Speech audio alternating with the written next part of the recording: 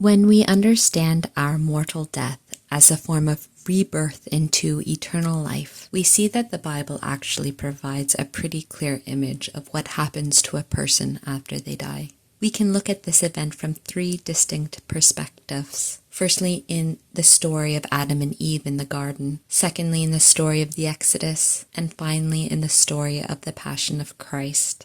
The first thing that happens in this series of events is that we die and transition into a state of creation. In the first story, this corresponds with the creation of Adam using slime alone into the figure of a man. In the second story, this event corresponds with the Israelites' passage across the Red Sea, which is meant to represent blood, so transitioning from a state of death, which God equates to being in slavery, to a state of life in the wilderness. And in the third story, this is the resurrection of Lazarus, who is the symbol of the beloved disciple. Once we've been created, God enters into a covenant with us, bringing us to life. In the first story, this event is described as God breathing life into Adam. But in the second, instead of breath, we're told it corresponds with God giving his people sweet water that was once bitter and manna from heaven to eat. In the third story, this event is described as a cleansing with the washing of the feet and the consumption of the bread and wine of the covenant, all of which happens during the Last Supper. From there, God creates a space for us to exist in, and we understand this as a temporary space. In the first and third stories, this space is a garden, the Garden of Eden and the Garden of Gethsemane. But in the second story, this space is equated to a tent. But we can understand that space as being akin to heaven, a heaven-like space. After that, he commands or instructs us. In the Garden of Eden, it was the single commandment not to eat the fruit from the tree of knowledge of good and evil. In the second story, it was the 10 Commandments written on stone tablets. And in the third story, it was to stay awake and pray with him. After commanding us, God separates himself from us to allow us to express our free will, our true desire, whether to be in communion with him or not. This is Eve encountering the serpent, the Israelites growing impatient while waiting for Moses to descend from Mount Sinai, and Christ's disciples being tempted with sleep, which, as we already know, is a euphemism for death. In all three stories, we see the same outcome take place. Left to their own devices, the people of God succumb to the temptation. Adam and Eve eat the fruit. The impatient Israelites force Aaron to build them an idol to worship, and Christ's disciples fall asleep. Thankfully, this is not the end of the story, but before I reach the end, I want to highlight the nature of the temptation that we receive, because I think a lot of people imagine that when we die, we arrive at the pearly gates of heaven, where St. Peter is dutifully stationed with his big book, and he looks us up to see whether we were being good or not. But when you look at the events as it's outlined in the Bible, we can see clearly that that's not the entire picture. Because eating a fruit is not bad behavior. Being impatient is not a sign of evilness. In a way, you can say it can't be helped. And falling asleep in the middle of the night must be understood as the most natural thing a human being could or should do. We can describe this in a number of different ways in terms of obedience to God, love of the good. But in this context, it's best described as God asking us, "What are you prepared to do for me?" And as creation, we know from Mary's fiat that the answer that he's looking for is anything and everything. That is the truth. That is the big secret, the big mystery that I think a lot of people grapple with when it comes to the idea of obedience to God and what it means to be good. Because we've reached a point now where we very clearly understand the attributes of God as described by St. Paul in the first letter to the Corinthians. We know them so well, we value them, we recognize them as good, independent of God, so that we end up with people who say, "I don't need God to be good. I know and I can recognize good myself, and I can choose for my own self to be good." And you can certainly do that. You can live your life imitating God in his goodness without God. But what good does that actually serve you other than it makes you feel good about yourself? You can live your life feeling like you're a good person, but that was never the point of this life. The point of this life was to prepare you for your eternal life, to create your eternal identity, as I explained in my previous video. So certainly, when you imitate Christ in the example that he provided for us during his earthly ministry, you are imitating goodness, but you're not answering the question that God is actually asking you, which is, what are you prepared to do for me? And part of the works that I was talking about, our walk with God, can be understood as the compilation of a series of I do's and I don'ts. And as I've already explained, God has a particular MO when it comes to getting the I do's and the I don'ts out of us. He puts us in situations like Abraham in the sacrifice of Isaac, which is to say, and here's the secret, he arranges a situation where the only explanation for a person's conduct must be because God asked them to. So why did Abraham almost kill his beloved son Isaac? Because God asked him to. Because it is so outrageous, so uncharacteristic of a godly man to commit such a heinous act on a person he dearly loves, that the only explanation for it is that it is an expression of his obedience to God. That is the power of obedience. Because being forced to do something you otherwise wouldn't want to do is called coercion, and it is understood as slavery. That to God is death. That is to exist in a state of death. But obedience is a choice. It is an expression of free will, and it is also the relinquishing of one's free will, our power to choose for ourselves what we do and do not do, so that our actions can no longer be understood as a reflection of our identity. It can be said we willingly disfigure ourselves when we obey anything, anyone, and God understands that that act in and of itself is not inherently good. Because if you obey an idol, you're as good as dead. But you would obey an idol because you loved it. Likewise, you would obey God with this veil of ignorance in place because you love him.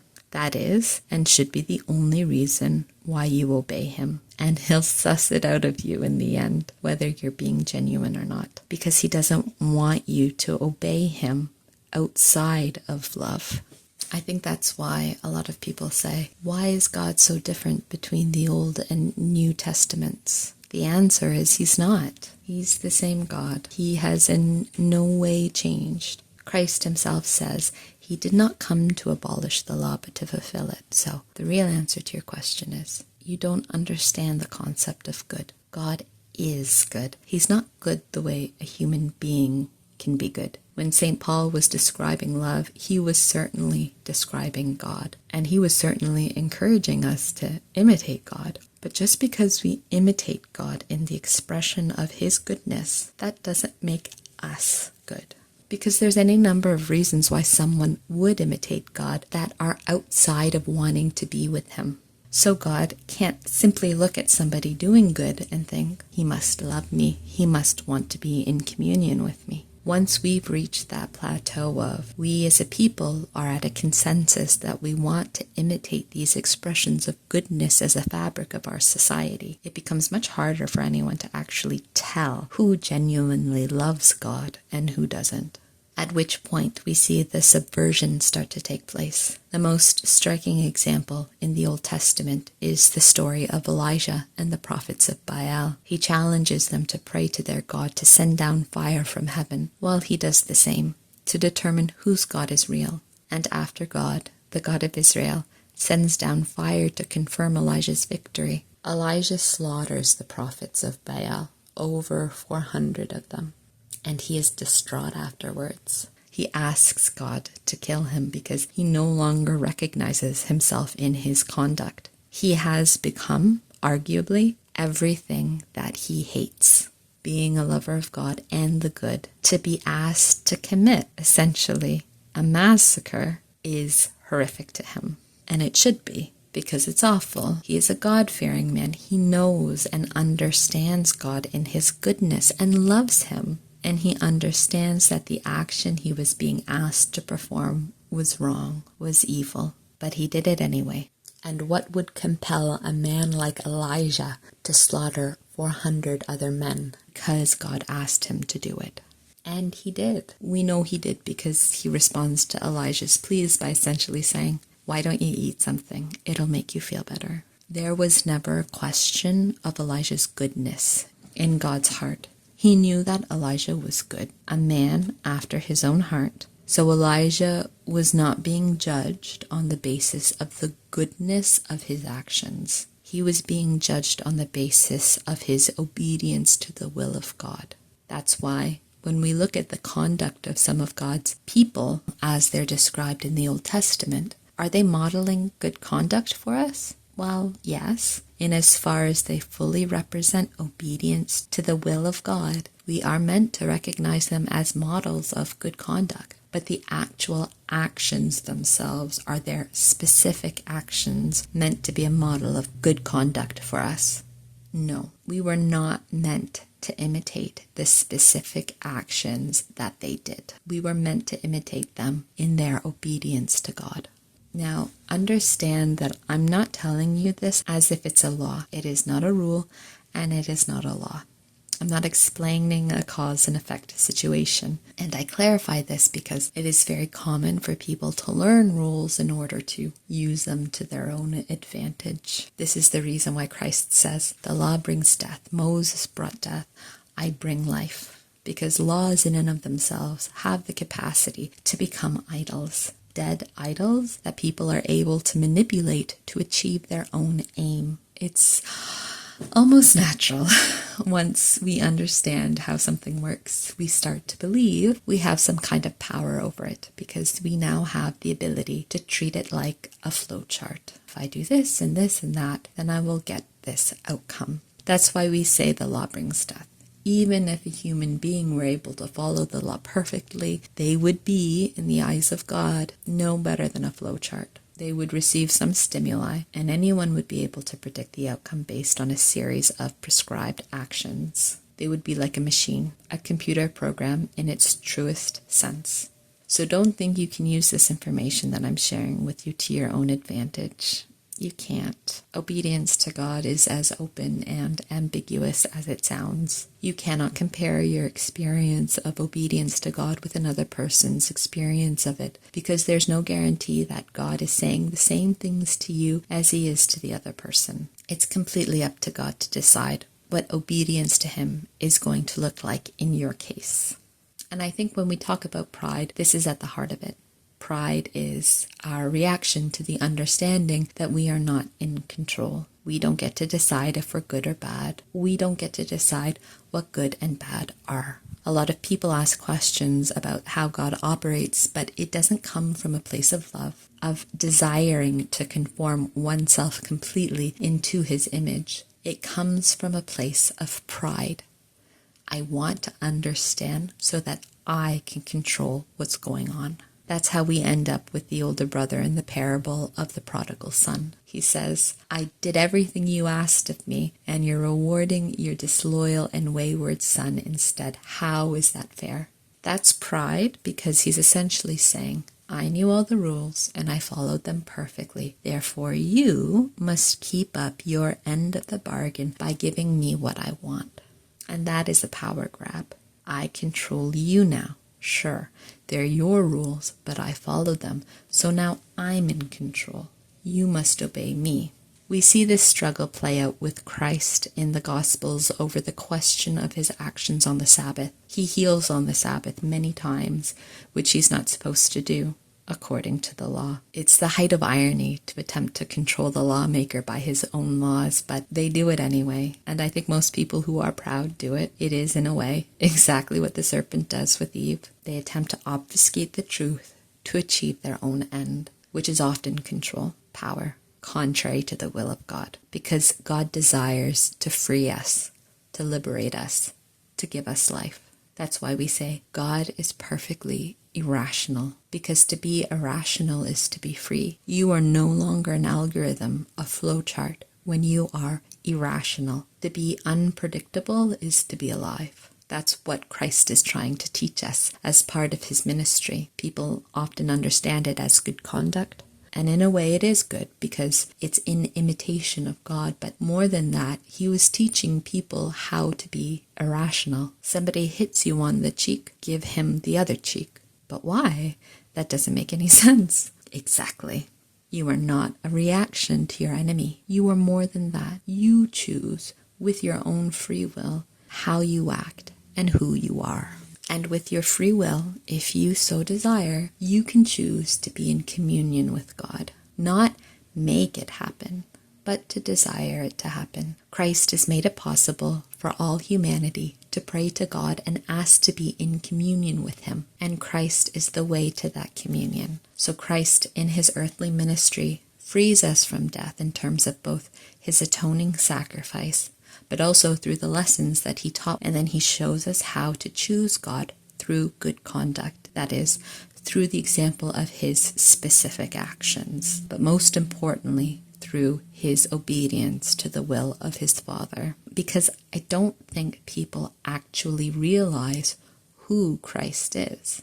The question, why is God so different between the Old and New Testaments, is proof enough, but there are other examples. Because the underlying mechanism behind obedience to God is that it so completely disfigures the one who is obedient that a human being cannot perceive with their own eyes the person beneath the image or actions that are being presented to them. That's why we see the prophet Elijah appear as a mass murderer, and why we see Christ, the Son of God, the King of Kings and the Lord of Lords, appear as a transgressor of the law. If he was truly as great and as mighty and as terrifying as he sounds in the book of Revelation, why would he do any of the things that he did during his earthly ministry? The two images of Christ from the Gospels and the book of Revelation are so different from each other. It's hard to reconcile them as the same person. And the answer is because the man we see in the Gospels, Jesus of Nazareth, the Son of Man as he called himself, was simply obeying the will of his Father. Christ really did humiliate himself in his earthly life. And humiliate is not just a verb. It was also a feeling. It was the understanding that what he was being asked to do was so mortifying to his true desires and sense of self that the only explanation for his conduct was his abounding love for his Father. So Jesus is not your friend. And I say that to rebuke the narrative that I have seen presented, which is Jesus just wants to be your friend. No, he's not your friend and he doesn't want to be your friend. To be a friend of Christ is to be in his confidence. That is all he says in the Gospels. And when he calls his disciples friends, he's speaking to them, the apostles, the ones to whom he literally explained his parables. He didn't explain his parables to us, the reader. He might, but that's his prerogative. And it's personal. He's not into people blabbing about his relationship with them. So Christ is our King. He's the King of all creation, and we're going to be terrified when we meet him because he will be terrible to behold. Our first glimpse of him in his glory is at the Transfiguration, and subsequently we get some images of him in the book of Revelation, but that is it. We are left to wait until his second coming to fully know who he is. And I say all of this because when I think about that moment after a person's mortal death, when they come alive into this temporary Garden of Eden, and when they are essentially judged, the way I see it playing out is the way it is presented in the Passion narrative and in the story of the golden calf. Essentially, there's two doors in front of you, and from one door a man steps out and he says, "I'm Jesus, the Son of God, and I've come to bring you to live with me in eternal paradise. Follow me." And then through the second door, another man steps out, and he says, "I am Jesus, the Son of God, and I've come to bring you to live with me in eternal paradise. Follow me." And then you're given the choice to follow whichever Jesus you want to follow. Maybe for some people, those two men are going to look identical, but I think for others, what's going to happen is that one of them is going to appear like Jesus of Nazareth, this kind of humble-looking man with a warm smile and open arms, and he says, "Well done, good and faithful servant. You have been faithful over a few things. I will make you ruler over many things. Enter into the joy of your Lord." And the other man is going to be a stern-looking king, decked out in regalia. and who is terrifying and possibly even provoking to behold. Let me be clear. If someone picks the man who welcomes them with a smile and open arms, they are not picking Jesus. And the only reason they would choose him over Christ the King is because, just like the Jews at Christ's Passion and the Israelites who demanded an idol to worship, they could not tolerate the idea of a man who is superior to them the way Christ is superior to all creation. In a more nuanced way, we see this playing out in the Garden of Eden with Eve and the serpent. There is the truth as it truly is, and then there is the truth that a person desires to believe. And if you choose the truth that you want to believe, then that is the truth that you are going to act upon. That is Eve eating the forbidden fruit. And we're told in all three narratives that all of the children of Adam choose the forbidden fruit. And it's easy to see why. Because you can't actually know the truth, the actual truth, separate from the truth that you have been taught to believe, without somebody teaching you the difference. That is where wisdom enters the picture. She had many names, was available to all people irrespective of time and place, to teach those who were willing, who desired to know the truth, the actual truth.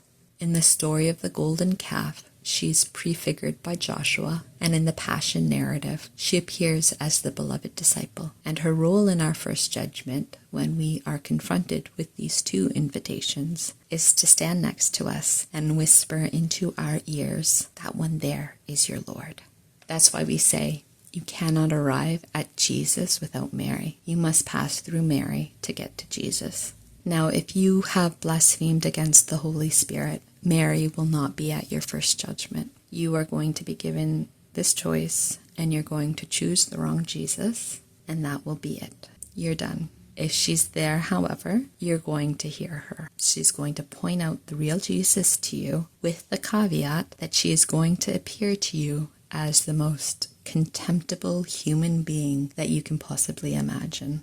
And it happens this way because ultimately, by choosing to listen to her when she is in that state, you demonstrate your obedience to God. Because the argument is that the only reason you would ever listen to that particular person is because you recognize God's voice through them.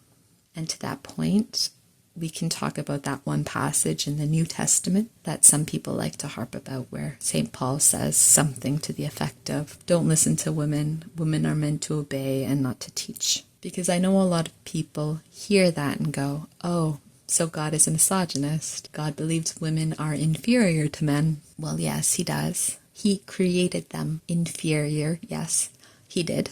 Just like he created human beings to be inferior to angels. Because you have to be inferior before he can raise you up. If you're already superior, there's nothing to raise. But the reason why that passage is there is because he's setting everyone up to receive Mary. If someone knows, I shouldn't listen to women, and then hears a woman speak and recognizes God speaking through her, there is no doubt about what is actually happening. Whereas if a person was raised to believe women are wise sages that should always be obeyed, then if she appears as she truly is, you're just responding to the image of her. You're not actually responding to God speaking through her. So we can laugh when we hear people say, God hates women. What are you talking about? Haven't you heard about Mary? That is the standard first judgment. That is how it happens. There's no discussion about your actions on this earth. There is no tallying up your good deeds against your bad deeds. It's just, who do you want to spend eternity with? Pick. It's your choice. Now, there are exceptions to this format, which Christ outlines in the Beatitudes. And again, I'm going to say this because it's worth repeating. You can't do anything with this information. This process is entirely outside of your control. And if you attempt to manipulate it, that will be attributed to you as malice. So it is in your best interest not to try and gain control. With that said, a big component of life on this earth was learning to handle power, and the power that we were all given was manifested by our free will. God gave us all the power to do whatever we wanted, with the understanding that He would not intervene except when invited to, or else as an expression of His identity as the just judge. The reality is, there were a lot of people who used their God-given power, their free will, to manifest evil in the world. They created a lot of injustice that detrimentally harmed the people around them. And so God said through the Beatitudes, I am prepared to rectify these forms of injustice. So if you want to get close to me, then this is how I am advising you. This is how we end up with the martyrs, who we see in the book of Revelations as being contained in a space below the altar of God. There is no first judgment for them. Through the sacrifice of their life, they fully demonstrated their commitment to God. So He receives them immediately upon their mortal deaths. And in the narrative of the Bible, we see the martyrs appear in the Old Testament as the infants who are slaughtered around the time of Moses' birth, and in the New Testament as the infants who are slaughtered around the time of Christ's birth, because as both narratives reveal, these are the children who were slain in an attempt to destroy God, the arrival of God on this earth.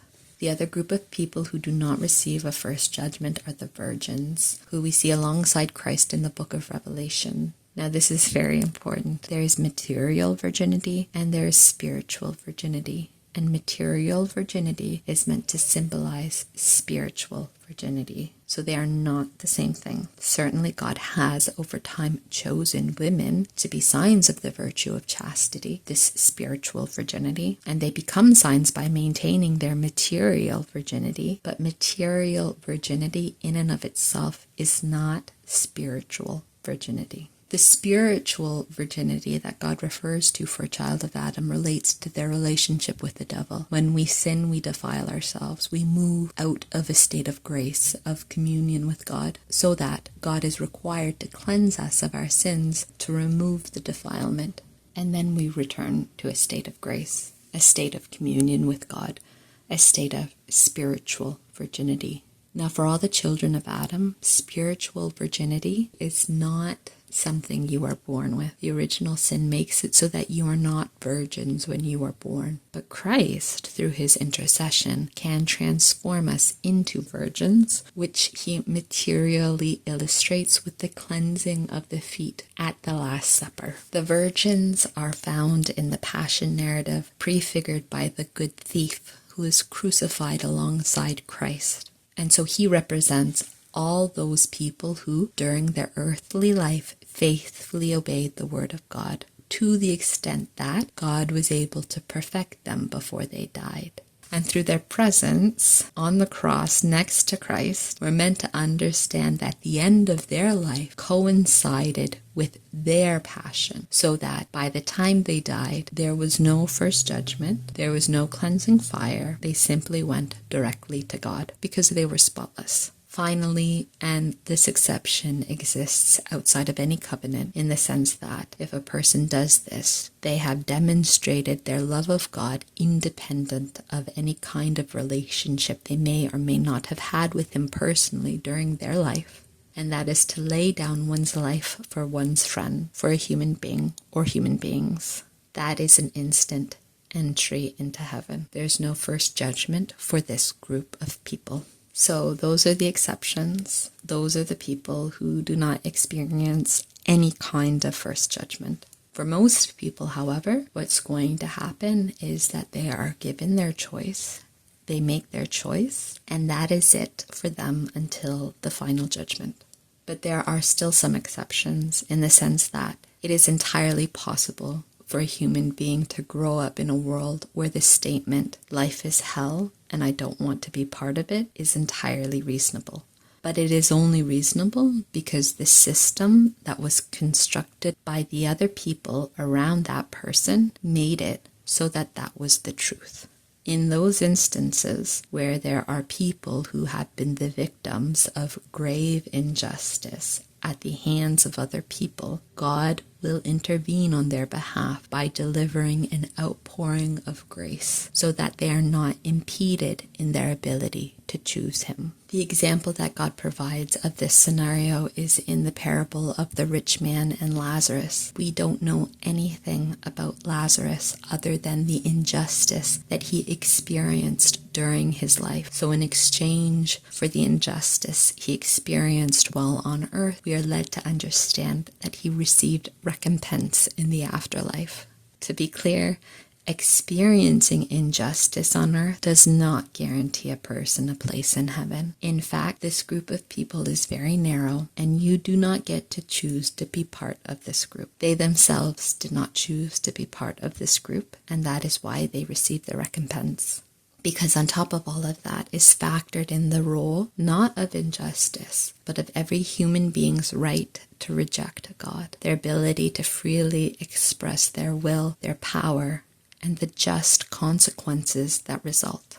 The easiest way to talk about it is in terms of positives, with the understanding that a negative mechanism also exists. So God operates by first giving us life, sharing himself with us, and then in a sign of our love and obedience to him, we share him with others. But that process of sharing is orchestrated by God. We ourselves, it is said, don't convert people towards love of God. God himself is responsible. And this process of conversion is what can be understood as God's design for the children of Adam. Our actions have consequences, and when we are obedient to God, we are essentially reducing ourselves to mere tools that God uses to create his own actions in the world. And his action in this world is the conversion of more people towards him. So the more people who are obedient to God, the more conversions we see. But when a person rejects God, chooses not to be obedient to God, chooses to chase after something else, they are prohibiting the free movement of God that would have resulted in the conversion of certain people. So there are certain people in the world who rejected God as a consequence of somebody else rejecting God. That is not unjust, because everyone has the right, the ability to reject God. It has consequences on the other people, yes, and the more people who are affected by a particular person's rejection of God, the more that person will be punished, certainly, but it's not unjust. And I think an example will help clarify why it's not. At the beginning of The Mystical City of God, Sister Mary of Agreda details how she came to write this work. And she says that essentially she was told by God that he wanted her to write it. And her immediate response to his command was, no, I can't do that. I am not competent to do that. I do not want to do it. And I believe it is wrong because I am a woman, and women are meant to be silent in the church. God persists. He communicates his will through her superiors, who also encourage her to write, until ultimately she reaches a point where she is confident that it is the will of God that she write this work. And he would ask her to write it, and not a learned man, so that everyone else who read it would have no doubts that the work was directed by him. Because there's no other explanation for why this cloistered nun knows all of this stuff other than God told her.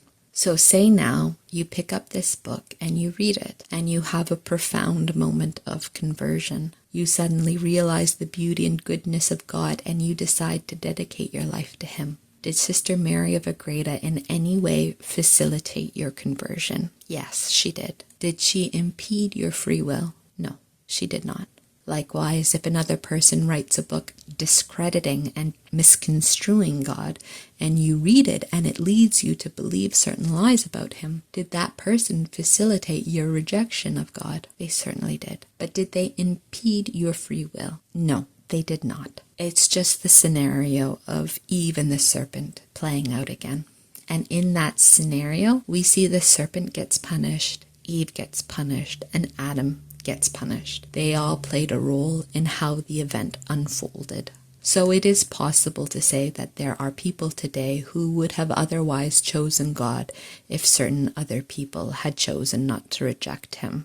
Yes, it's safe to say that that is the truth. We exist on a dense hill of history that has veered us to this place and point in time. And that is the power of humanity. That is the power of the free will that God gave us. That is how all of our free will has cooperated together to bring us to the point where we are today.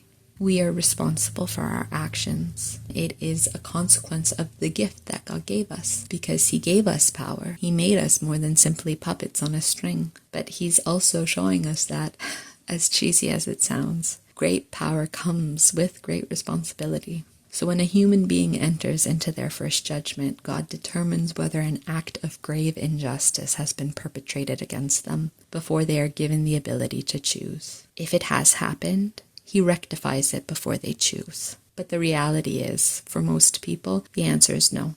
No grave injustice has taken place that would impede their ability to choose Him. Oh, but I believed what that person wrote in that book or said in that movie. Those are literally the same as Eve's excuse. It didn't work for her. It's not going to work for anyone else. We choose what we believe. We have free will. We can choose not to believe the lies. The only exception for this scenario is when somebody sincerely believes that they are obeying God when they're actually being deceived. God will count that for obedience. But again, it's sincerely believes, and He'll be the judge of our sincerity. A grave injustice, as exemplified in the parable of the rich man and Lazarus, is to be treated inhumanely by those people or persons who were in a position to treat you well. So if all a person has ever received in their life was evil, if they were never touched by the love of God, then it can be said that they were gravely mistreated. I'm sure there are some people alive who would be quick to claim this status for themselves, but in actuality, I'm referring primarily to babies. God makes no mistakes, and He made no mistakes when He was creating any single human being. So if a woman somehow finds herself pregnant, that was not a mistake. God gave that woman the wonderful gift of life. And if her reaction to receiving that gift was, I don't want it, and she acted on that reaction by disposing of that gift, that human being, that gift of life, was gravely mistreated by the person who was in a position to treat them well.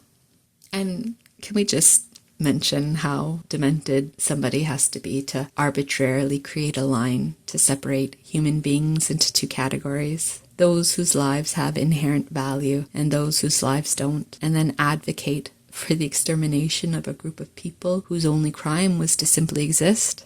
Listen, God does not destroy life. I think I've made that clear. He's certainly hurried people off to their eternal abode. But even for the people who have rejected Him, who have hurt Him, who have turned themselves into abominations, does God destroy them? He does not. He gives them away to somebody else, distances Himself as far as He can from them, and then He forgets about them. That is the worst that God has ever done to anything that He has created. And it is the height of irony to see someone advocate for genocide on the basis of convenience, while they think they're good because they don't steal when they have every reason not to, or give to charity when they have good reason to. No.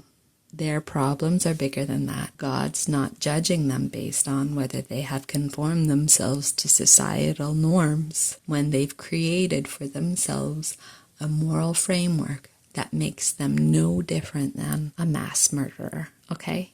Let me be clear. That is not the kind of person who is going to recognize God when they see Him, and that's not His fault.